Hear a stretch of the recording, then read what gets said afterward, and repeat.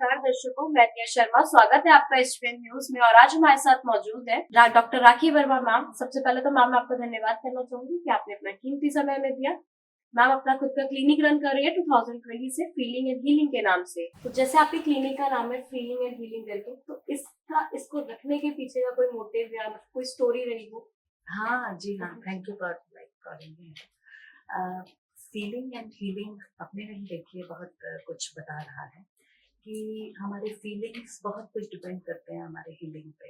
कैसा हम सोचते हैं, कैसा महसूस करते हैं, किसी भी पर्सन के लिए, किसी भी सिचुएशन के लिए, किसी भी परिस्थितियों में हमारे फीलिंग्स क्या रहते हैं, उससे हमारी अपनी सेल्फ हीलिंग डिपेंड करती है। तो बहुत सोचने समझने के बाद, फैमिली मेंबर से डिस्कस करने के बाद इसको ये मुझे बड़ा अच्छा लगा। कैप्शन फीलिंग के साथ साथ हीलिंग का होना बहुत ज़रूरी है। जी। तो मैम इसमें आपकी खुद के भी, जैसे आपने बताया कि आपने अपनी फैमिली मेंबर से डिस्कस करके नाम रखा, जी। तो मतलब कोई और भी इसमें आपके पार्टनरशिप में है या सिर्फ आप नहीं, अकेले बस हैं? मेरे हस्बैंड अच्छा। मेरे साथ जुड़े हुए हैं। हाँ जी हाँ। तो जैसे आजकल हम देख रहे हैं कि मेंटल हेल्थ इश्यू जो है एक बहुत बड़ी कैटेगरी बनता जा रहा है कहीं ना कहीं। तो इसमें बहुत सी कॉमन प्रॉब्लम्स भी हैं जो हर 99% में से कहीं ना कहीं दिखी जा रही है। तो ऐसी कौन कौन सी कॉमन प्रॉब्लम्स है जो आपके पास पेशेंट लेके आते हैं? सी देखिए, मैं तो एक एवरीडे बेसिस पे थेरेपी दे रही हूँ लोगों को। और ये 2020 से मैंने अपना सेटअप करा है, लेकिन मैं इस काउंसलिंग से जुड़ी हुई हूँ लास्ट 23 ईयर्स से। क्योंकि मैंने एक बहुत अच्छे कॉलेज में काम किया था, गवर्नमेंट गर्ल्स कॉलेज में भोपाल में, जहाँ पे मैंने इनिशिएट किया था काउंसलिंग से। मुझे बहुत ही लड़कियों की वहाँ तरह तरह की प्रॉब्लम्स नजर आई, और गर्ल्स में से क्लासेस के बाद आके शेयर करती थी। तो एक मैंने इनिशिएट किया, प्रिंसिपल से डिस्कस किया, और वहाँ पे एक सेटअप शुरू हुआ जो आज तक चल रहा है। तो ये तो पैशन था जो मेरा जुड़ा हुआ था पिछले कुछ सालों से। लेकिन 2020 में जब कोविड आया है, तब मैंने इसको ध्यान में रखते हुए, क्योंकि उस समय stress level in every family with every individuals बहुत ज़्यादा था, तरह तरह का था। नेचर ऑफ स्ट्रेस सभी के घर में मौजूद था। तो उस समय के जो रिजल्ट्स और इम्पैक्ट दिखे, और उस समय भी जो लोगों ने अप्रोच किया काउंसलिंग को, वो एक बहुत ही मेरे लिए नया अनुभव था। और ये मैंने 2020 में इसीलिए शुरू किया क्योंकि कोविड के टाइम स्ट्रेस की इंक्रीज्ड वो थी, और लोगों के घरों में मौजूदगी के वजह से लोगों ने अप्रोच किया काउंसलिंग को, और मुझे मौका मिला ये सबको सेवा देने का। जैसे मैम अभी आपने स्ट्रेस का एक्सप्लेन किया है, तो स्ट्रेस का रीजन क्या है? स्ट्रेस होने का बेसिक कोई रीजन होगा? किस रीजन हाँ, से स्ट्रेस देखिए, एक हर इंडिविजुअल के अपने अलग अलग ही कारण हैं। आज हम मेरे पास 2020 से अगर देखा जाए तो अभी मोर देन 1000 केसेस अप्रोच कर चुके हैं, जिसमें कि एक बच्चों से लेके ओल्ड पर्सन तक के लोग आए हैं, जुड़े हुए हैं, और सभी के कारण अलग अलग थे।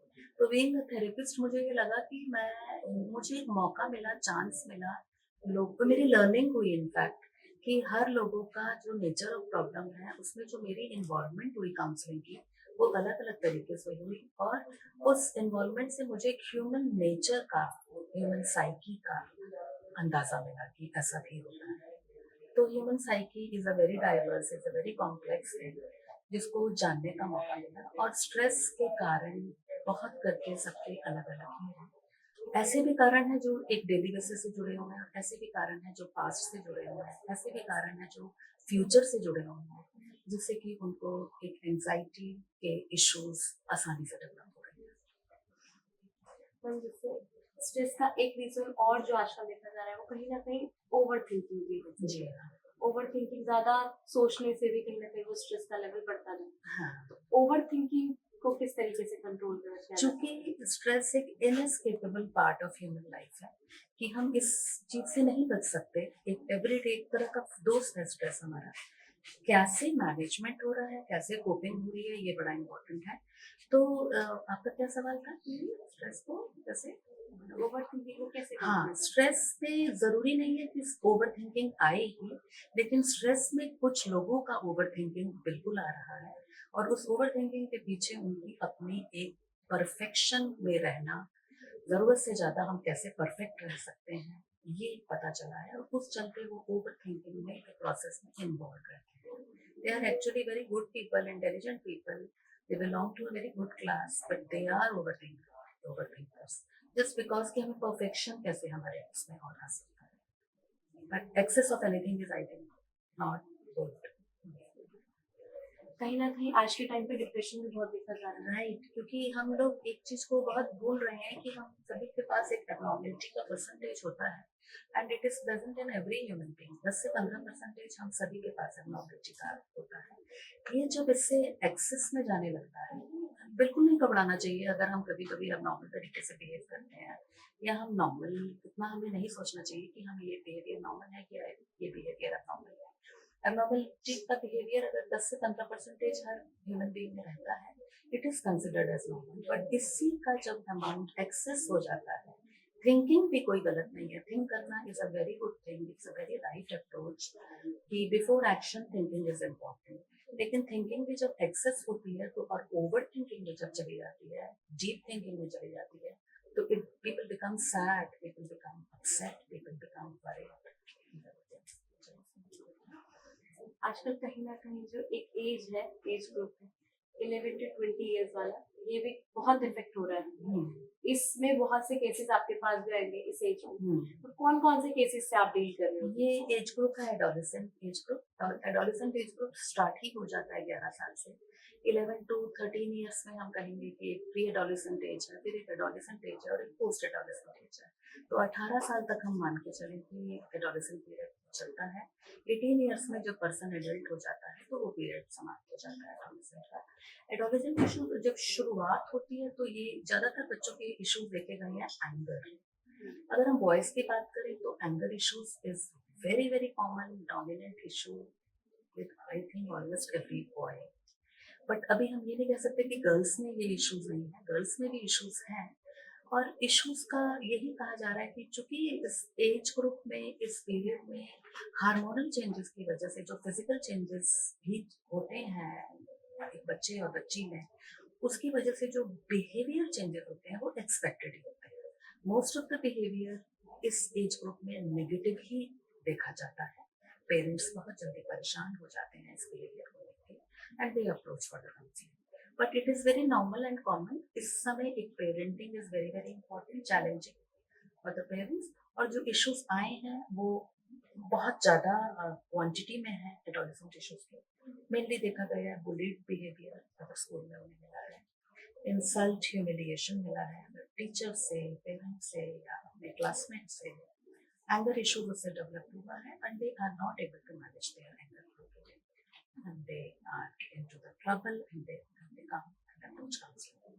मैम बट ये कहीं ना कहीं बचपन से जुड़ा होता है. जैसे हम देखते हैं कि बच्चे अक्सर, कुछ बच्चे ऐसे होते हैं जो इस एज में बहुत ज्यादा जिद्दी होते हैं, तो कहीं ना कहीं इसका इफेक्ट बचपन से पड़ता आ रहा है कि पेरेंट्स ने ऐसा इन्वायरमेंट क्रिएट करा था उनके आगे, या उन्होंने इस तरीके की सोसाइटी में उन्हें रखा है कि वो इस तरीके से एंगर इशू या एग्रेसिव होते जा रहे हैं. जी हाँ. जैसे पहले के टाइम पे ऐसा होता था कि ठीक है बच्चे बाहर हैं, पेरेंट्स को चिंता नहीं, बट आजकल के इन्वायरमेंट में ऐसा हो गया कि बच्चा घर में रहता है, पेरेंट्स ने हर एक फैसिलिटी बच्चे को घर में दे दी है, बच्चे का एक पर्सनल रूम दे दिया है. पहले जैसे नहीं होता था कि हर बच्चा जो है कभी इधर जा रहा है कभी उधर जा रहा है, बट आजकल ऐसा नहीं है. बच्चा कुछ भी मांग रहा है पेरेंट्स दे देते हैं, क्योंकि हर पेरेंट्स चाहते हैं अपने बच्चे को अच्छी फैसिलिटीज दें. तो कहीं ना कहीं उसका एग्रेसिव होना उसकी बचपन की जो हैबिट्स है उस पर भी डिपेंड होता है. ये रियलिटी है. पूरा मैं नहीं कहूंगी ये सच है, लेकिन हाँ parenting is very very important in this age group. कि आप हैंडल कैसे कर रहे हैं इस बिहेवियर को अपने बच्चे से ज्यादा. अगर बच्चे के कुछ भी बिहेवियर ठीक नहीं है तो पेरेंट्स का डीलिंग बड़ा इंपॉर्टेंट है. एक्चुअली में ये हो रहा है कि पेरेंट्स भी इक्वल अमाउंट पे एंगर अपना दिखा रहे हैं, और चीजें वहीं की वहीं और डिटोरिएट ही हो रही हैं. तो बिहेवियर कंट्रोल या मैनेजमेंट नहीं हो रहा बच्चे का, इंस्पाइट वो और खराब होता जा रहा है. तो वहाँ पे हमें काउंसलिंग के सेशंस को बच्चे और पेरेंट्स दोनों के लिए करना है, और फिर उसके बाद चीजें काफी सुधरती भी हैं और इम्प्रूवमेंट दिखाती हैं. अंदर इश्यूज बिल्कुल मैनेज हो जाते हैं. हम अगर हम बड़ों की बात पे आए वापस, तो काफी बार ऐसा होता है कि उन्हें लगता है कंसल्ट से ज्यादा मेडिसिन ठीक है. मेडिसिन का अगर हम टॉपिक लेते हैं कि कितनी बार ऐसा होता है कि कोई आपके पास आया, उसने आपसे बात करी, आपने उसे कंसल्ट किया, उसे चीजें बताई, समझाया, आपने थेरेपीज वगैरह, उसे लगेगा ठीक है क्या है, 1 घंटा में किया, 1 घंटा मेरा टाइम वेस्ट हुआ, इतनी देर में कहीं से मेडिसिन लेता मेरा मुझसे हो जाता। ऐसे क्लाइंट से भी आप डील करते हैं? ऐसे थे, और अगर मैं आज की बात करूं तो अब ऐसे भी केसेस आ रहे हैं कि they are taking medicine and they are not getting relief from the medicine and now they are approaching counselling कि हमें मेडिसिन नहीं चाहिए, क्योंकि आई थिंक मेडिसिन के भी साइड इफेक्ट्स बहुत हैं। उनका मेंटल प्रोसेस बहुत स्लो हो गया है, उनको वो चीज़ नहीं मिली जिस पर्पस के लिए, जिस ऑब्जेक्टिव के लिए गए। अगर वो एंजाइटी इश्यूज के लिए गए और उन्होंने मेडिसिन लिया पिछले 3 साल से, और अगर उनकी एंजाइटी नहीं रिजॉल्व हुई और अगर वो मेंटली स्लो हो गए, तो then they come to me and they say they कि मैं मेडिसिन छोड़ना चाहता हूँ।